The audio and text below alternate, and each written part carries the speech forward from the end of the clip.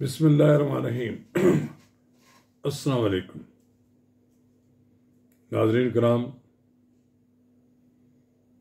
नए army chief और chairman joint chief of staff की तकरीरी हो गई। अस्करी मुआज पर जो पिछले कई दिनों से तीर चलाए जा रहे थे, अब सब लोगों की म्यानों में वापस चले गए। पिछले 6 माह से पाकिस्तान के अवाम की जिंदगियां जीरन बनाई हुई थी। कप्तान ने वो अपनी मर्जी का आर्मी चीफ मुकर्रर करवाना चाहते थे। वो अपनी मर्जी की अस्करी क़यादत के हवाले इक़्तिदार करना चाहते थे, लेकिन उन्हें अब मायूसी हुई है। अब उन्हें जो परेशानी लाक है उसका हमारे पास तो कोई मुदावा नहीं। नाज़रीन कराम, कबल इसके हम आगे बढ़ें, अगर आपने अब तक मेरा यूट्यूब चैनल नवाज रज़ा के साथ सब्सक्राइब नहीं किया तो बराए करम इसे फौरी तौर पर सब्सक्राइब करें और लाइक करें, और आइकॉन का वह बटन दबाना ना भूलिए कि जब आप वीडियो लोड करें तो सबसे पहले आपको इत्तला मिले। नाज़रीन कराम, बड़ी छेब में गोइयां की जा रही थी, बड़ी साजिशी थ्योरियां थी, और ये सोशल मीडिया जो कप्तान ने बना रखा है उसने फैलाई थी। पहले तो ये कहा गया कि फ़ौज और हुकूमत के दरमियान कोई इख्तलाफ पाया जाता है और वो सीनियर मोस्ट जो जर्नैल हैं उसका नाम ड्रॉप किया जा रहा है, बल्कि 5 के बजाय 6 जर्नैलों के नाम शामिल किया गया। ये भी एक रवायत थी, 5 के बजाय 6 कर दिया गया। और फिर जब तकर्री हुई तो उस वक्त तक कहा जाता रहा कि हम खेलेंगे। इमरान खान साहब ये कहते रहे कि हम समरी पर खेलेंगे, और फिर अपने पास उन्होंने सदर मुल्क तो तलब किया, अपने दरबार में उनको बुलाया, ज़मान पार्क में बुलाकर उनसे मशावरत की, और फिर ये जो सारी साजिशें हैं ये ख़त्म हो गई। वज़ीर आज़म शहबाज शरीफ ने मुल्क के सीनियर मोस्ट जर्नैल आसिम मनीर को आर्मी चीफ मुकर्रर कर दिया। फिर उसके बाद 10 कोर के commander lieutenant general Sahir Shamshad Mirza को प्रमोट कर दिया जनरल के तौर पर, और उनको chairman joint chief of staff committee बना दी। ये अजब इत्तेफाक है कि इस वक्त फौज के 2 अहम ओहदों पर जो तल्लक है वो खित्ता पटवार से उनका। सैयद आसिम मनीर का तवील अरसा ग्वाल मंडी में गुजरा है। ग्वाल मंडी के गली कूचे उनकी सरगर्मियों से वाकिफ हैं। वो एक मुतवस्सित तबके के दीनी घराने से तल्लुक़ रखते हैं, जिनके वालिद मोहतरम सैयद सरवर मनीर साहब भी एक पाए के उस्ताद और दीनी ज़हन रखने वाले लोग थे।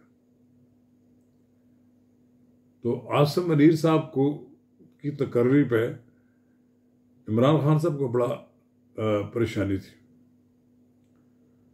उनके लोग कहते थे जिसको मर्जी लगा लो, ना आसिम मनीर को लगा लो। इमरान खान साहब अजब चीज़ है, अजब आदमी है। इमरान खान साहब कोई आर्मी चीफ किसी का नहीं होता। आर्मी चीफ फौज का होता है, मुल्क का होता है, पाकिस्तान की अवाम का होता है। अपना अपना आर्मी चीफ वाली बात नहीं है।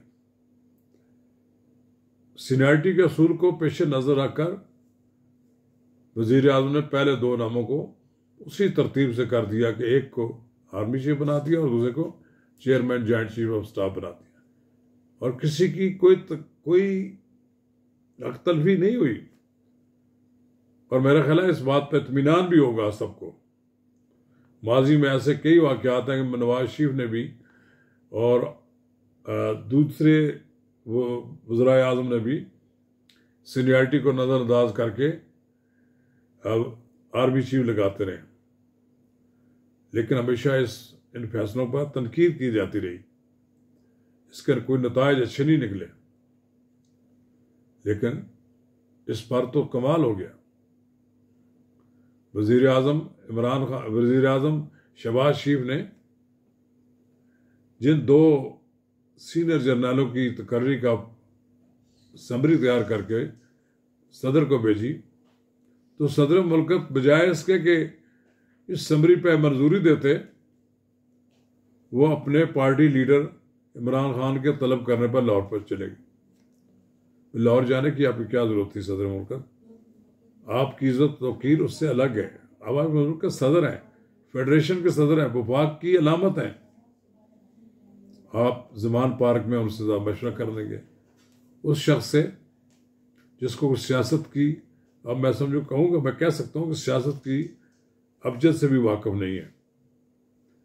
इसलिए अगर 10 और 11 अप्रैल से पहले वो सियासतदान बनकर जिंदा रहते, सियासतदान बनकर काम करते, तो आज ये जो तकर्री होनी थी, ये वज़ीर आज़म उस वक्त के जो वज़ीर आज़म था इमरान खान, उन्होंने करनी थी। इसलिए इमरान खान ने अपने हाथ से ही खोया मौका। वो जो अपनी मर्जी का आर्मी चीफ, अपनी मर्जी का GGISI और अपनी मर्जी के अहम ओहदे बांटने वाला शख्स आज ज़मान पार्क में जख्म चाट रहे हैं। काश के आप थोड़ी सी सियासत सीखी होती तो आप लड़ाई झगड़ा ना करते, अपने साथियों के साथ भी और अपने अदारों के साथ भी और बिलखसूस अपनी इत्तेहादी जमातों के साथ भी, तो आज आप आराम से बैठे होते। आज अपनी मर्जी से आप तकर्रियां कर रहे होते। और कभी कहा गया जी नवाज शरीफ से क्यों मुशावरत करते हैं? नवाज शरीफ इस मुल्क का 3 बार वजीर आजम रहा है। खान साहब, आपको तो एक बार ही रहे हैं तो लोग आपसे रज गए हैं।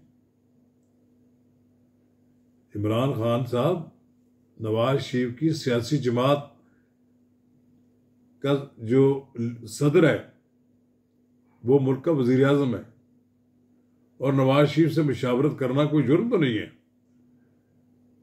वो आएगा, आप पाकिस्तान आएगा ना, पता लग जाएगा आपको भी, आपके भी सारे चैलेंज कबूल करेगा। फिर कमाल ये है कि नवाज शरीफ ने तो कुछ कहा नहीं कि मैं किसको बनवाना चाहता हूँ। इन्होंने खुद ही सोच लिया कि फला आदमी शायद नवाज शरीफ का आदमी है। मैंने कहा कोई किसी का आदमी नहीं होता। आप जख्म ना चाटें, आप जख्म चाटते रहें, अपना लॉन्ग मार्च करके घर घर जाएं। अगले साल अक्टूबर नवंबर में आम इंतखाबात की तैयारी करें। अब भी मैं कहता हूँ सदर मुल्कत ने आपके किसी ऐसे मशवरे पर अमल करना करके एक बहुत बड़ा अच्छा इकदाम किया है। वरना आप तो चाहते थे कि सदर समरी को वापस भिजवा दे या समरी को डिले कर दे, लेकिन उन्हें मालूम था कि इसके बड़े संगीन नताइज बरामद होंगे। और आपने बिलाखिर सर तस्लीम को हम कर दिया ना। अब आप ये महसूस कर रहे हैं कि अब बहस खत्म होनी चाहिए इस मुल्क में कि आपने जनरल बाजवा के बारे में बहुत कुछ कह दिया, और ये उनकी हिम्मत और मैं उनके हौसले की दाद देता हूं कि आपने जो जो उनको अलकाबात दिए हैं, खुदारा आप जरा एहतियात करें। नया आर्मी चीफ आ गया है, साफ सुथरा है, सीधा सादा इंसान है, दीनी ज़हन रखने वाला है। उसके बारे में भी कल कोई आपके सोशल मीडिया वाले बकवास ना करना ना शुरू कर दें। उनके जो आपने जहन खोल दिए हैं, और अब भी वो क्वेश्चन उठाते हैं फेसबुक पर भी और मुख्तलिफ जगहों पर भी, उन्हें कहें क्वेश्चन उठाना छोड़ दें। मुल्क के आर्मी चीफ की तकर्री सीनियरिटी की बुनियाद पर हुई है। सीनियरिटी ही असूल है और ये इस तकर्री पे कोई एतराज़ की गुंजाइश भी नहीं है। अगर आप इस तरह सवालात उठाते रहेंगे तो फिर आपके लिए सियासत में दरवाजे तंग कर दिए जाएंगे। आपके लिए सियासत आपके लिए तंग हो जाएगी, सियासत करना भी आपके लिए मुश्किल हो जाएगा। शुक्रिया।